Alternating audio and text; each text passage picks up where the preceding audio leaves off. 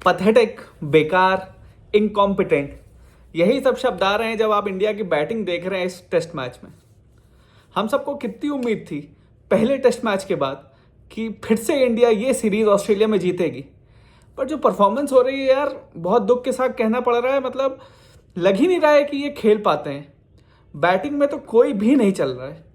और आज हम एक एक करके हर बैट्समैन के बारे में बात करेंगे। सबसे पहले यशस्वी जायसवाल पिछले 2 साल में इंडिया के लिए बेस्ट बैट्समैन रहे हैं, इसमें कोई इसे डिनाई नहीं कर सकता है। इंडिया की पिचेस पे बहुत अच्छा खेलते हैं, स्पिन अच्छा खेलते हैं, फास्ट बॉलिंग भी अच्छा खेलते हैं। पहले टेस्ट मैच में भी अगर आप उनकी सेकेंड इनिंग्स की बैटिंग देखेंगे तो शानदार थी। बट आप आईपीएल के प्लेयर हो, एक यंगस्टर हो, जो आपने मिचेल स्टार्क के साथ किया, जो उसे स्लेज किया, फिर आपने नेथन लायन को भी स्लेज किया, वहीं से मुझे थोड़ा बहुत लगा कि आपने एक एरोगेंस दिखाया। वो एरोगेंस अब आपको पीछे आप मुड़ के देखेंगे तो आपको भी लगेगा कि वो एक गलती थी, क्योंकि अब मिचेल स्टार्क जब भी पहला ओवर करने आता है तो वो आपकी विकेट लेने के लिए आता है। और मेरे ख्याल से क्योंकि आपने वो सब बोला और मीडिया में इतनी खबरें आई तो आप भी अब थोड़ा नर्वस हो गए, क्योंकि 2 शॉट जो लास्ट आपकी, दोनों शॉट जिस पे आप आउट हुए हैं, वो दोनों ऐसी बॉलें नहीं थी जिस पे आउट होना चाहिए। पिछले टेस्ट मैच की पहली इनिंग में भी एक वो हाफ वॉली थी जिसे आप गलत खेल गए और एलबीडब्ल्यू हुए, और इस मैच की भी पहली इनिंग में जिस तरह से आप आउट हुए हैं वो भी यार हाफ वॉली थी भाई। थोड़ा आप शुरुआत में जब खेल रहे हैं, आप देख रहे हैं फील्डर है, तो थोड़ा अपने इंस्टिंक्ट को कर्व करिए, या खेल रहे हैं तो अलोंग द ग्राउंड खेलिए। दूसरी बॉल पे इतना फ्री फ्लोइंग होने की ज़रूरत नहीं थी। बट जैसा मैंने आपसे कहा कि यशस्वी जायसवाल को शायद उस दिन उन्होंने जो बोला, जो स्लेजिंग की, उसके बाद से इतना प्रेशर आया, इतना लोगों ने बोला है उनसे कि कुछ लोगों ने सपोर्ट भी किया, कुछ ने अगेंस्ट भी बोला, तो ये उस सब से उनके माइंड में मेरे ख्याल से ऐसा चल रहा है कि अब मुझे दिखाना पड़ेगा कि मैं अटैकिंग खेल सकता हूँ, कि मैंने जो बोला वो बोला, अब मैं उसे बैक करूंगा तो अब मैं इसे डोमिनेट करूंगा। तो वो डोमिनेशन के चक्कर में शुरुआत में अपने आप को टाइम भी नहीं दे रहे, तो ये एक गलती है। ये किसी कोच को, जैसे गौतम गंभीर है या रोहित शर्मा को, उनको साइड ले जाके बात करनी पड़ेगी। यार ठीक है भाई, तुमने बोल दिया, मीडिया में हो गया, सही किया गलत किया वो छोड़ो, बट कम से कम स्टार्टिंग में थोड़ा कॉन्सेंट्रेट करके खेलो। ये अगर वो क्लियर कर लेते हैं तो मेरे ख्याल से अभी भी वो ठीक ठाक बैट्समैन है। ऐसा नहीं है कि उनके साथ कोई मेजर फ्लॉ है। फिर उनके साथ केएल राहुल ओपनिंग करने आते हैं, उस पर भी ज़्यादा बात करने की ज़रूरत नहीं है। काफ़ी लोगों को उनकी टीम में, इस टीम में जगह पे सवाल उठाए थे सीरीज शुरू होने से पहले। लोग कह रहे थे कि उनकी भाई जगह बनती भी है कि नहीं। तभी से मैंने, आप मेरे पुराने वीडियो देखेंगे तो उसमें मैंने तभी से बोला था कि भाई ऑस्ट्रेलिया में कोई निखर के आएगा तो केएल राहुल, क्योंकि टेक्निक वाइज सबसे अच्छे प्लेयर वो हैं। सिर्फ ऑस्ट्रेलिया में ही नहीं, अगले साल इंग्लैंड में सीरीज है, या कभी भी बाहर सीरीज होती है, न्यूजीलैंड, साउथ अफ्रीका, इन सब जगह होती है, तो केएल राहुल एक ऐसा प्लेयर है जो आपको टीम में चाहिए। क्योंकि बाहर की कंट्रीज में जहां मूवमेंट है, स्विंग है, वहां पे जितना अच्छा केएल राहुल खेलेगा उतना अच्छा कोई और नहीं खेल पाएगा। तो यहां भी हम वही देख रहे हैं कि केएल राहुल का परफॉर्मेंस पूरी टीम से सबसे अलग है, और सबसे कॉम्पैक्ट और सबसे अच्छे बैट्समैन वही लग रहे हैं।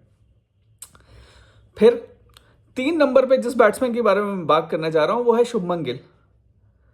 यार एक जमाना था कि 3 नंबर पे हमारे पास द वॉल होते थे, राहुल द्रविड़, फिर चेतेश्वर पुजारा होते थे, और अब आए हैं ये सारा का प्यारा, इंडिया के काफी फैंस का दुलारा शुभमन गिल। भाई यार तुम मॉडलिंग ही कर लो यार, तुम्हारी बैटिंग में काफी फ्लॉज हैं। अगर आप मेरे पुराने वीडियोस देखेंगे तो आप समझेंगे कि मैं जो कह रहा था, पहले ही मैंने बोल दिया था कि मूवमेंट होगी तो शुभमन गिल स्ट्रगल करेंगे। क्योंकि अगर आप उनकी बैटिंग देखें तो वो लेग साइड पे खड़े रहते हैं, और जब वो आगे भी बढ़ते हैं तो उनका जो फुट होता है, फ्रंट फुट, वो बॉल की लाइन पे नहीं आता है, बिसाइड्स द लाइन आता है। अब आप ये समझिए कि मान लीजिए कोई लेग स्टंप पे खड़ा है, तो जैसे वो आगे अपना फ्रंट फुट लाएगा तो उसे कायदे में, अगर ball outside the off stump है तो उसका पैर जो है ऑफ स्टंप या बॉल की लाइन कवर करते हुए ऑफ स्टंप के बाहर जाना चाहिए। लेकिन आप शुभमन गिल का पैर देखेंगे तो वो लेग स्टंप पे है, तो लेग स्टंप पे ही आगे बढ़ाएगा, क्योंकि वो पंच करना चाहता है बॉल को।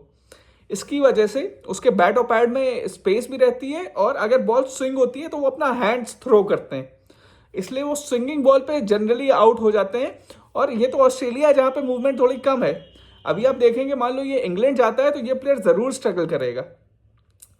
पता नहीं क्यों लोग ये बात नहीं करते हैं, बड़े बड़े एक्सपर्ट हैं, कमेंटेटर्स हैं जो वहां बैठे हुए हैं, वो सब शुभमन गिल को इतना हाइप करते हैं, और ये इतनी मेजर टेक्निकल डेफिशिएंसी है। ये मैंने ट्विटर पर भी 10 जगह बोला है, यहाँ भी बार बार बोला है, और हर बार वही होता है। कोई भी अच्छा बॉलर है, कोई भी अच्छी टीम है, तो ये पकड़ लेगा कि वो हर चीज को पंच करना चाहता है फ्रंट फुट पे। फ्रंट फुट हो, बैक फुट हो, वो बॉल की लाइन में नहीं आता, बिसाइड्स द लाइन रहता है, ताकि वो अपने आर्म्स फ्री कर सके। तो टेस्ट मैच में यार जहां मूवमेंट है, जहां एक्स्ट्रा बाउंस है, इनफैक्ट बाउंस से भी उसे इतनी दिक्कत नहीं है, लेकिन स्विंग से उसे दिक्कत होने ही वाली है, सीम से दिक्कत होने ही वाली है, इनफैक्ट स्पिन से भी होने ही वाली है, जब तक वो अपना ये फुट मूवमेंट नहीं सही करता है।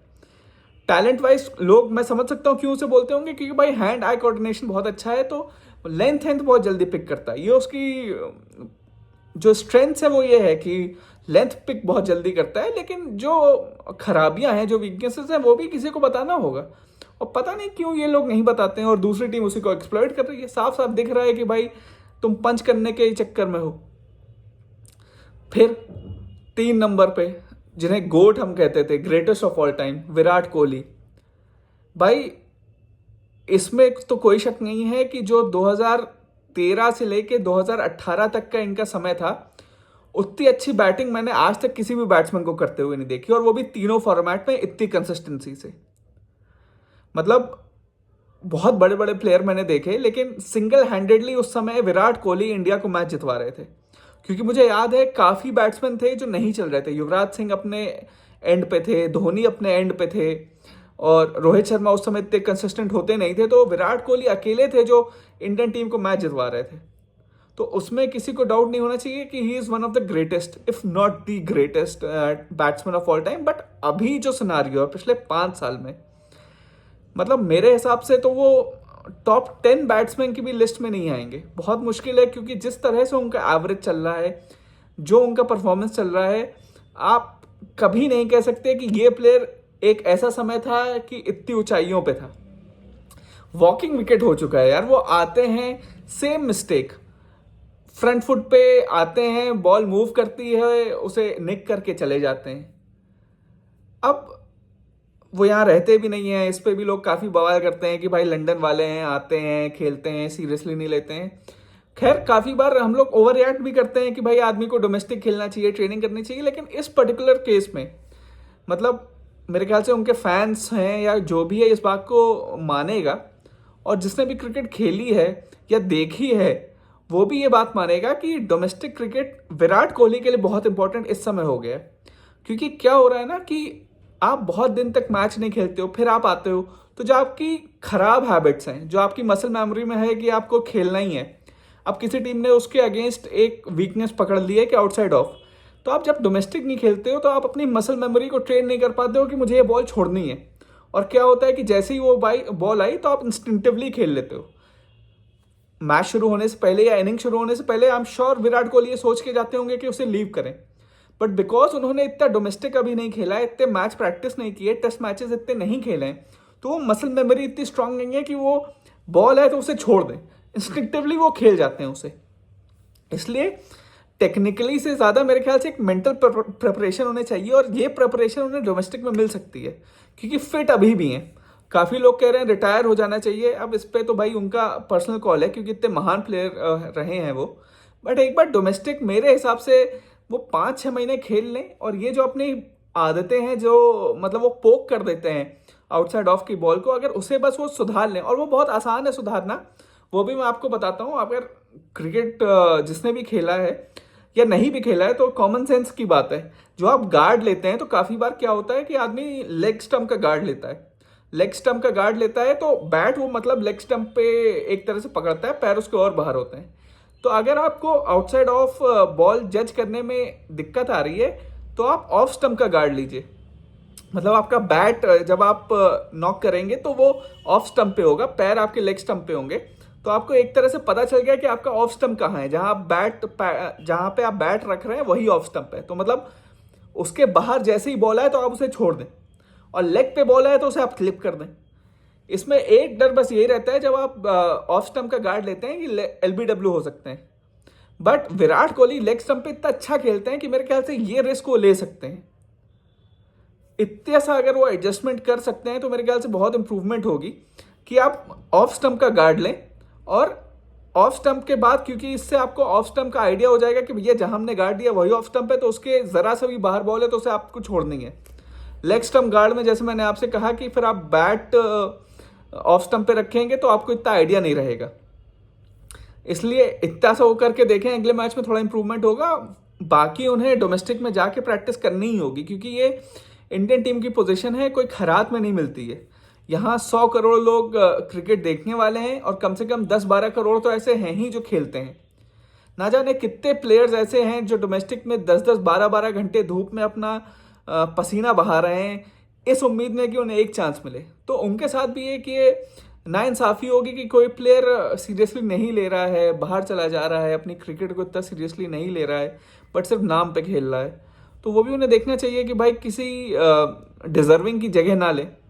खैर डोमेस्टिक में भी ऐसा कोई स्टैंड आउट नहीं है। अभी जैसे मैं ट्विटर पे देख रहा था तो कुछ लोग कह रहे थे भाई श्रेयस अय्यर को होना चाहिए, तो वो भी एक मेरे हिसाब से तो आपको क्रिकेट की नॉलेज फिर थोड़ी कम ही हुई अगर आप कहते हैं कि श्रेयस अय्यर यहाँ पे होते तो बना देते। श्रेयस अय्यर ने जितने भी रन्स बनाए हैं मेजरली इंडिया में बनाए हैं, वो भी गुड लेंथ या ओवर पिच बॉल पे, फुल लेंथ बॉल पे। शॉर्ट बॉल में उन्हें दिक्कत है ही। अगर आप ऑस्ट्रेलिया में उन्हें ले जाएंगे जहाँ पे बाउंस इतनी ज़्यादा है, तो भैया क्या लॉजिक है, क्या आप सोच रहे हैं कि भाई वो जहाँ पे इतनी अनइवन बाउंस है, अनइवन से ज़्यादा इतनी स्टीप बाउंस है, उसको वो खेल लेंगे। तो भैया अगर आपको लगता है श्रेयस अय्यर ऑस्ट्रेलिया में होते तो ज़्यादा अच्छा खेलते, तो आई एम सॉरी, मेरे हिसाब से तो आपको क्रिकेट की नॉलेज नहीं है, या जो भी कह रहा है उसको कहने वाले कह सकते हैं, बट इट जस्ट शोज कि आपको क्रिकेट की नॉलेज नहीं है। किसी को बुरा भी लग सकता है, बट श्रेयस अय्यर ऑस्ट्रेलिया में तो नहीं चलने वाले थे, तो उनका होना भी कोई वो नहीं था। इसलिए मैं कहता हूँ कि विराट कोहली हट भी जाएंगे तो ऐसा कोई आपके पास विकल्प नहीं है कि आप कहें कि भैया ये आ ही जाएगा। इसलिए आपको उम्मीद करनी होगी कि विराट कोहली जो मैंने कुछ चेंजेस बताए वो कर लें, और तो उससे शायद थोड़ा इंप्रूवमेंट हो। फिर ऋषभ पंत आते हैं। अब ऋषभ पंत का भी हाइप इस समय मुझे लगता है ज़्यादा हो गया है। जब से वो इंजरी से आए हैं, आप कोई किसी को भी अगर पैर की कोई इंजरी रही है, स्पेशली नी या उससे ऊपर, तो आपको पता रहता है कि क्या रहता है कि जब आप बचपन से खेल रहे हैं तो फुट अपने आप चलता है, लेकिन जब आप इंजरी से आते हैं तो क्योंकि वो 5-6 महीने बंधा रहता है तो वो मूवमेंट इतना ही इंस्टिंक्टिवली आता नहीं है। फिर जो चीज़ें आपको अपने आप हो जाती थी वो आपको दिमाग को कॉन्शियसली बोलना पड़ता है कि भाई फ्रंट फुट पे जाओ, बैक फुट पे जाओ, पैर हिलाओ। उतना जिसे कहते हैं स्प्लिट ऑफ अ सेकेंड, उसमें अगर ज़रा सा डिले हो तो ये जो है इंटरनेशनल क्रिकेट जो है इसमें आप पकड़े जाते हैं, क्योंकि जो बॉलें आ रही हैं 140 से ऊपर हैं। अगर ज़रा भी आपकी फिटनेस में कोई इशू है या आपको सोचने के लिए स्प्लिट ऑफ अ सेकेंड भी ज़्यादा लग रहा है, तो उसमें आप एज कर जाओगे। और वही ये ऋषभ पंत में देखा जा रहा है। उसमें भी इसलिए मुझे लगा था कि जब वो इंजरी से वापस आए तो शायद उन्हें पहले डोमेस्टिक काफ़ी खेलना चाहिए था, कि उनकी भी जो आदतें हैं वो सही हो जाएं। जो चीज़ें वो पहले सब कॉन्शियसली कर लेते थे वही चीज़ें वो वापस रिपीट कर पाएँ। और जितना हमने पहले भी देखा था प्रैक्टिस मैचेस वगैरह में, तो ध्रुव जुरैल सब कहते थे कि सबसे अच्छे बैट्समैन लगे हैं टेक्निकली, और रन बनाने में सबसे अच्छे जो बैट्समैन इस टूर पे लग रहे हैं वो ध्रुव जुरैल है। बट मेन मैचेस आए तो ऑब्वियसली ऋषभ पंत का नाम भी इतना है कि आप उन्हें नहीं हटा सकते हैं। लेकिन एक ये इशू होने वाला है अगर ऋषभ पंत इस पर वर्क नहीं करते हैं तो, क्योंकि ये सब चीज़ें क्योंकि इंजरी के बाद आना, मेन इशू ये है कि आप इतनी जल्दी अपने पुराने फ्लो को नहीं पकड़ सकते। उसके लिए आपको बहुत सारे मैचेस खेलने ही हैं, रेपिटेशन करते जाना है, करते जाना है, करते जाना है कि वो परफेक्शन आए, और वो मेरे ख्याल से अभी अलाउ नहीं कर रहा है इनको लगातार खेलना। फिर रोहित शर्मा। अब रोहित शर्मा देखिए आए तो हैं, और अभी उनको इतना चैलेंज फेस नहीं करना पड़ा क्योंकि लास्ट में तो स्पिनर ही बॉल डाल रहे थे। बट अगले दिन अब देखते हैं कितना वो खेल पाते हैं, क्योंकि उनके लिए भी बहुत इंपॉर्टेंट टेस्ट मैच है। अरे भाई कितने लोग कह रहे हैं कि यार कैप्टेंसी से उन्हें हटाना चाहिए, क्योंकि सही में अगर आप देखें कि 3-0 तुम यार इसमें हार गए अपने होम पे, वो तो बहुत ही बड़ा ब्लंडर था। मतलब पता नहीं क्या सोचा था आप लोगों ने। फिर यहाँ पे आके जसप्रीत बुमराह कैप्टन थे, उनने इतनी अच्छी कैप्टेंसी की, अपनी बॉलिंग से मैच जितवाया। फिर सेकंड टेस्ट मैच आप बुरी तरह हारे, और इस टेस्ट मैच में भी लग नहीं रहा कि आप ड्रॉ भी करा पाएंगे। तो अगर ऐसा होता है कि आपके आने के बाद टीम और ख़राब खेल रही है तो आपकी कैप्टनसी पे तो सवाल उठेंगे।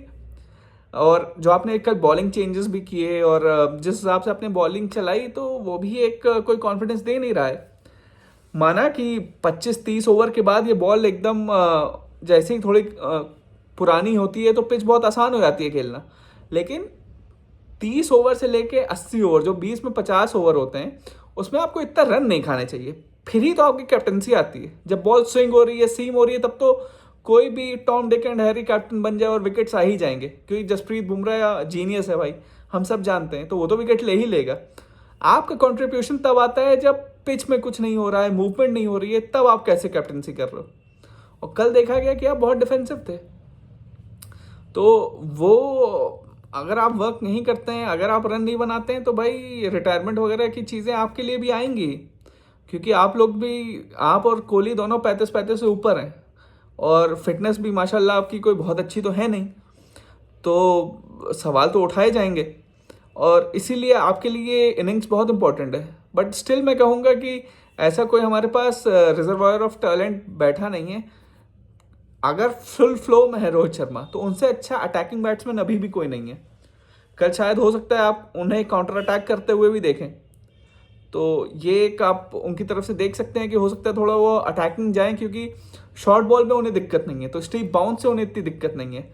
मूवमेंट उन्हें बस थोड़ा बहुत रोकना होगा, और वो जो जैसे पिछले मैच में भी आउट हुए थे, वो फ्रंट फुट निकालते हैं और आउट स्विंग बॉल को नहीं खेल पाते हैं, बोल्ड हो जाते हैं। टिम साउदी ने भी उन्हें आउट किया था, पैट कमिंस भी उन्हें लाइनअप कर लेते हैं, तो वो उन्हें थोड़ा बहुत देखना होगा। फिर बाकी जो बैट्समैन बचे हैं, तो वो तो भाई टेल एंडर से आप ज़्यादा उम्मीद नहीं कर सकते।